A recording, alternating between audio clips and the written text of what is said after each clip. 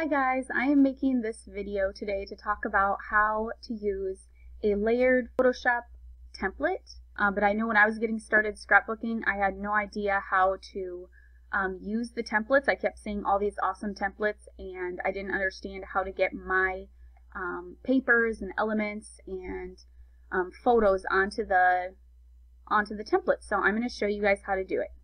So the first thing you want to do is open your template in Photoshop. I have mine already up, but basically you just go to File, Open, and then navigate to whatever folder that you saved your template in. And you're going to want to open the PSD file. .psd is the Photoshop file. Then you just start placing your items. And this is the part that got confusing for me in the beginning. So what I do is just right click on, let's say first I want to place a background paper. So I'm going to do that.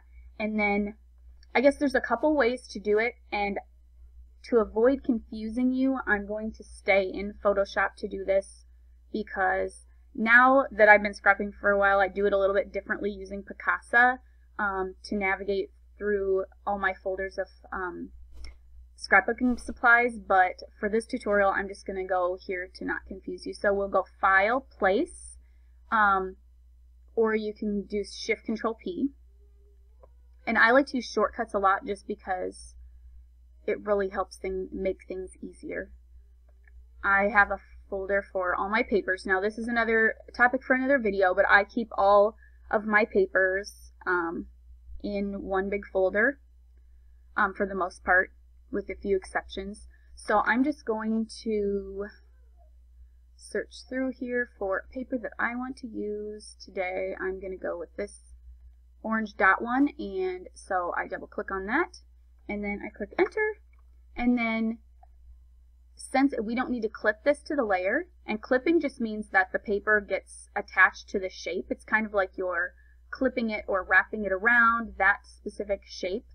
Since it's a square, we don't need to do that. So now I'm going to go on to this next hexagon, and I'm going to do Control-Shift-P to open, and I'm going to find another paper. And I really like keeping my papers all in one big folder because, I don't know, I just feel like it's more creative for me to be able to search through all of my materials and really put different things together. And I do not always get it right. Like, sometimes I will look at my thing and be like, wow, that doesn't look good. And then, so I'll go back in, and you can, oh, and I'm talking and forgot to show you how I'm clipping. So you're seeing me open these files and clip them, but I'm not telling you how to do it. So there, okay, so I opened this paper to clip onto this purple shape right here, and so I'm on that layer. I right clicked on that layer. Now I'm going to enter. And then, okay, it's not clipped, so now I'm going to click Control-Alt-G. And I had to think about that for a second because I don't really think about it. I just have it memorized. Control-Alt-G. And that just clips it and attaches it to that one. I believe you can also go to, I'm trying to think. I've always done it via the shortcut. So I'm going to have to look to see if there's a way to do it in the menu. I'm sure there is, but for me, I click enter, so I'll do that again to show you. Actually, I don't really know if I like that paper there, but I'm going to leave it for now.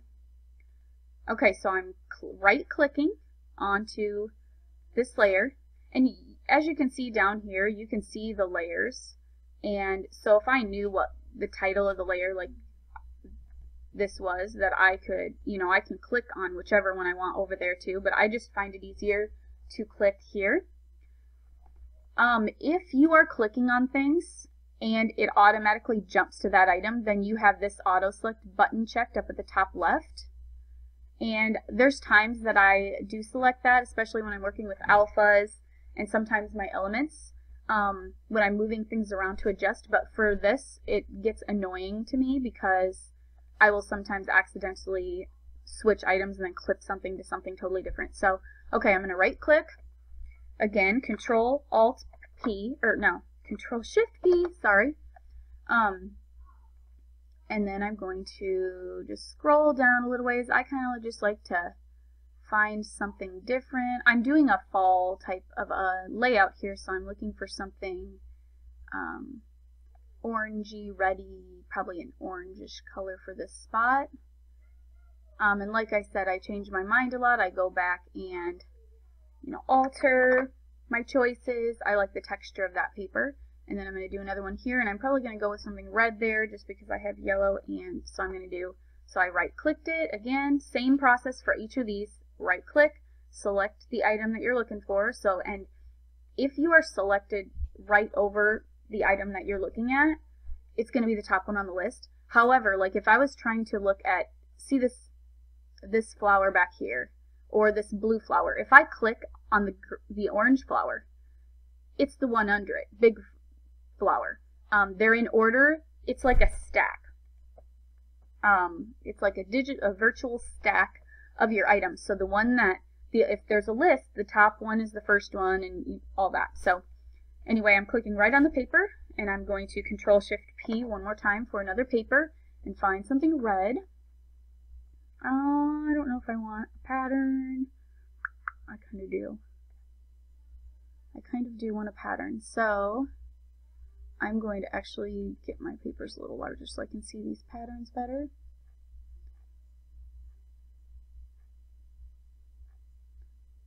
Let's see, I want something kind of vibrant.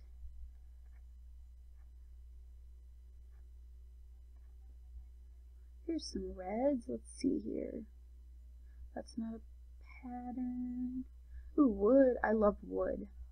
So wood grain patterns are one of my favorites. Okay, what is this? That one is a Christmas paper, but I wonder how it'll look. Probably isn't going to be what I want. We'll see. It's glittery. It's not going with my theme. So I'm going to do that again.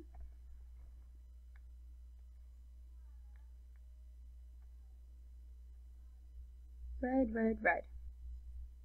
There's something red. I'm just going to go with it for now. If you've noticed, I'm kind of, when I'm in there looking and I find a paper, I drag. And that is because I usually use Picasa for my layouts now, and so it's just a habit. And I'll make another video on how I use Picasa. Okay, so as you can see, I just right-clicked on the wood grain, that orangey wood grain, because I want to make it a little bit smaller. I want to reduce the size of that pattern, just so it's not quite so big on my paper. And it doesn't change the size of the shape, it just changes the size of the print of the of that paper design. Okay, so I'm going with this. I don't know, I might change some things later, but I like it for now. And then what you do for the elements and everything, it's pretty similar. I'm just going to I'm going to right click on this gray flower, select Bloom 4, and then Control-Shift-P. And I'm going to go up and go to Elements and find some things that I want. Now this is, it's different for me. This is not the way I normally do it now. I used to always scrap like this until several months ago when I discovered Picasa for scrapbooking, and it is, I just love it now. So this is a little bit different for me, but I don't want to confuse you guys because most people that, if you aren't sure about how to use a template yet, you're probably not going to want to hear about my other ways of scrapbooking. I'm going with this cool looking flower, and what I do is I just double clicked it, and then these are a little bit different than the papers because you don't have to clip them. What I'm doing is I am dragging my flower up to where, to just, it's over where the other one was, and then I'm just gonna put it how I want it, click enter, and I'm not going to Control-Alt-G because if I do that, I'll show you, then it like clips it to the gray flower, and that's not what I want because I don't care about the shape of the actual template flower.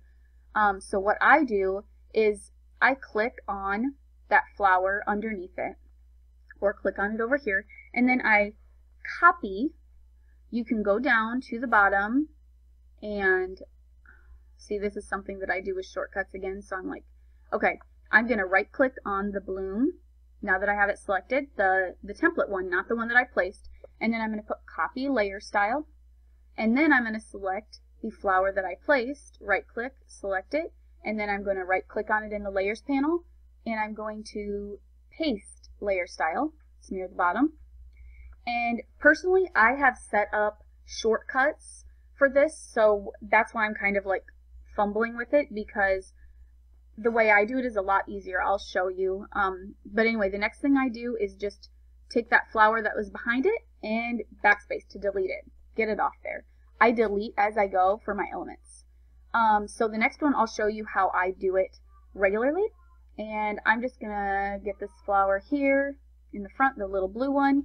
And I am going to click Control-Shift-P and try to find, let's see, my other one was orange, so I might try to go with like a red flower for this one. I'm going to go with this one for now. Probably. Okay, so now I'm dragging it here and I'm going to click enter. Now, what I normally do is I click the one behind it and I Control-Alt-Z. Now this is not going to work on your computer unless you set it up to work. If you guys want to know how to set up a shortcut and you don't know how, let me know in the comments and I can do another tutorial on that because it's a whole other topic. But I prefer to not have to right click, copy layer style, right click, paste layer style. I have it set up so it's Control-Alt-Z to copy, and then I click on my flower in the front and I Control-Alt-X to paste. So I don't have to do any of the right clicking for that. Then I just go to my flower underneath it in the layers panel, or you can click on it up here, right click it, and then I just backspace to delete it. So yeah, let me know if you guys want to know how to do that. I can definitely show you how in another video. Okay, so I'm going to right click on button, and I am going to Control-Shift-P and find a button that I want to use.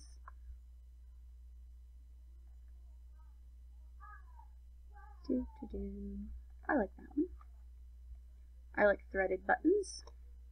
Enter, and then Control-Alt-Z. Now, the thing with this is, once you have, I don't always use the layer style that comes on the template, but this one, this template is by Brooke at Sweet Shop, and it has a really nice shadow, so I like it.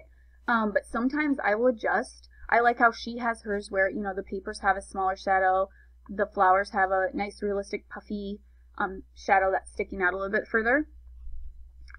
But anyway, so sometimes I'll adjust it, and that's a topic for another video also. If you guys want, just let me know in the comments what you want to know how to do or whatever, and I can make a video.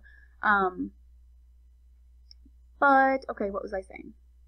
Yeah, so I guess I showed you guys how to clip things with the papers. You just get it on the paper, and then you Control-Alt-G to clip. And then for the elements, it's kind of funny. When I started scrapbooking and started using templates and I figured how to clip things, I was under the impression that if I was using someone's template, I felt like it was insulting them if I deleted their flower, or if I didn't use it and put a different one in. So like I would take this flower up here and right click on it, and then I would go into the kit that I was using, because back then I just went by kits, and well, I'm just going to pick one because I'm not going to keep it, but I would take it and I would clip a paper to their flowers from the kit. And so I have some layouts that I did. I'll see if I can find one where I clipped papers to the flowers in the template. That is not the intention of the template designers, let me tell you. Now that I know this, it's actually, I feel really smart for doing that, but the template designers are giving you these designs just to give you an idea of what might look nice. You don't have to, if you don't like this flower up here, you can delete it. If you only want one flower right here instead of the white back behind the gray, you can do that. You can move things around a little bit. Oh no, I want to move this flower, you know. You can do whatever you want. It's just a design idea. Basically now I've shown you guys how to do all of the basic things with a template, which is really easy.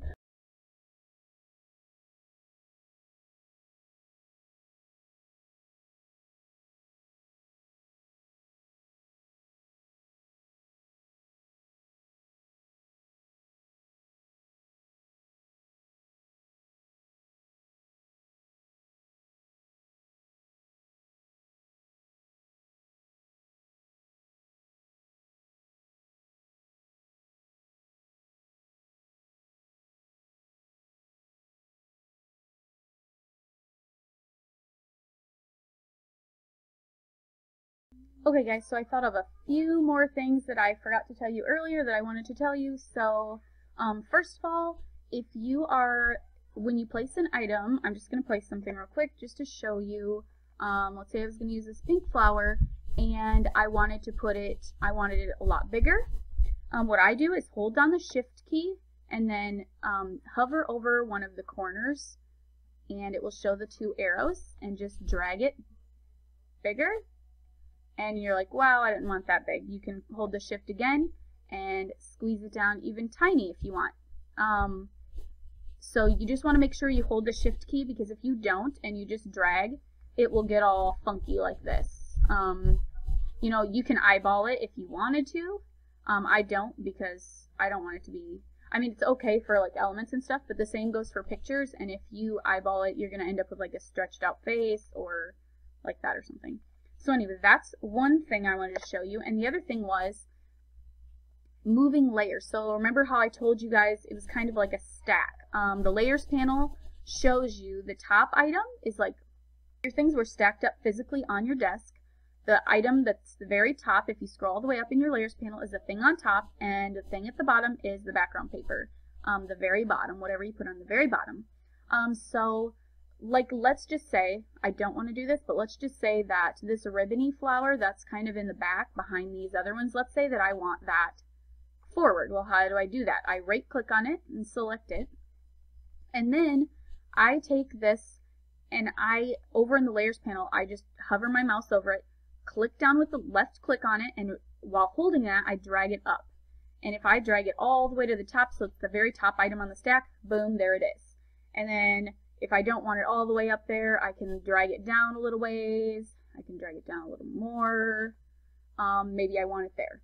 I'm going to undo that because I prefer it how it was. So I'm just going to go step backward, step backward, step backward under edit, edit, step backward until I get where I want. But so those are the two things: resizing, hold the shift key down, and then just right click on it to select it and drag it where you want it in the layers panel if you want to bring it more towards the top of the page or the bottom of the page.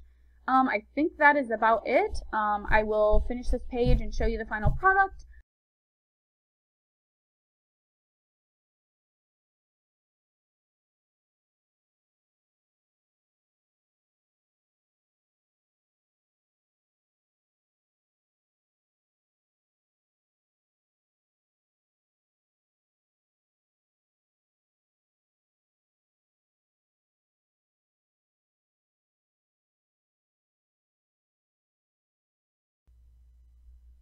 Okay, so now I'm at the very end of my scrapbook page. I've got all the elements replaced with flowers and items from my kits. And now I'm just going to type in my journaling, and I just wanted to show you guys how I do that.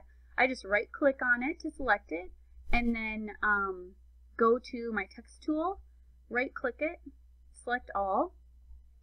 Well, we'll see about that. Oh, okay, this template is different. It's got separated.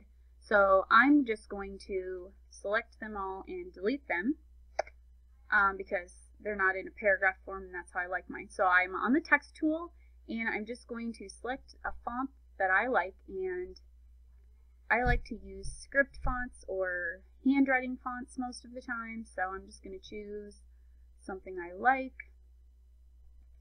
and put my cursor down here, make sure I'm on. A lot of times I use black, or I'll use like a blue to look kind of like a ballpoint pen. I don't know why I like to do that, but I do. So yeah, I'll go ahead and type that in. Okay, so I got my journaling in here, and I am just going to reduce the size a little bit so that none of it's overhanging, and so then my layout is complete. So I'm just going to show you how I save it. And then a couple of optional things that I do.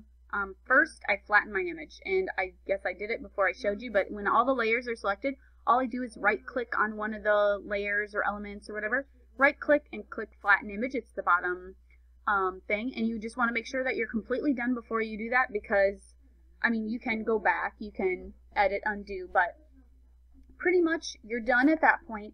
And then sometimes what I will do is Control J, If I feel like it needs a little something, this one's pretty vivid already, but sometimes when I feel like if it needs a little bit of pop, I will give it, this one doesn't, it's pretty vibrant, but I'm just going to show you guys what I do, and that is to duplicate the layer by Control J, and then it makes a copy of the layer, and then I will go up to the blend modes and go to soft light, and it can give it, now this one looks absolutely crazy like that because it is so, it's already vivid, so I'm just going to drag that layer to the trash.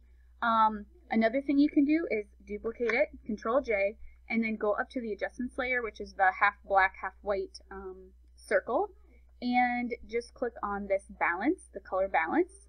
And I like to sometimes play with my layers to give them a tone. So I click on shadows and sometimes like drag that to the blue side a little bit. See how just dragging it a little bit changes the look of your layout. So if you're not entirely pleased with the colors of your layout, or if you want to just give it a unified look so that everything in the picture has a little bit of the same tone, you can do that. So here's my original, and then if I drag it just a tiny bit to the blue side, it gives it a little bit of a deeper, and if I go highlights, maybe, don't want to do that because then my kids' faces go funny.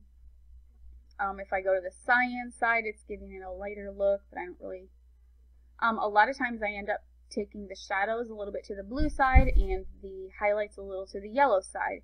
But obviously this one already has plenty of yellow in it, and so I might just stick with just the shadows on the blue. And that's just an option you can do just to give it a little pop if you want to change something. So I am going to flatten it once again, and then I'm going to go up and click on File, Save As, and go just to my Scrapbook Pages folder, and I am going to click on JPEG down at the bottom because I don't want to save it in a PSD. You might want to if you think it might change it later. I never save as PSD because I have so much files on my computer. And then just name it something that means something to you, and you're good to go. And sometimes I name them. I used to, especially when I was doing them by kits, I used to name them by the kit, but now I put so many things together that I don't do that. So I just name it, save, and then make sure I save it at the top quality for printing. And then if you are like me and you like to share your layouts online, this is what I personally do. I don't know if this is the best method, but it works for me. And what I do is I go to image size, and I click on resolution and type in 72. I click on the width and type in 700. It changes the width and height to 700. I click at the bottom to bicubic sharper. It says best for reduction, which is what I'm redoing. And then I click OK. And then I control plus sign to get it up to 100% so I can see it, the size that it will be online.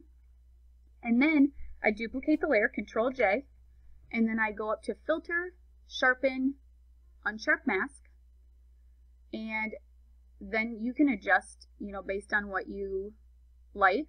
But basically what I do is I kind of leave it about, my same settings, and then I'll click OK, and then I adjust it by taking down the opacity on that slider. So I go all the way to nothing and then just slide it up a little because this is on the computer, and if you have it at 100%, you're going to be able to see what it will look like. So I usually go somewhere in the middle. And then File, Save for Web and Devices.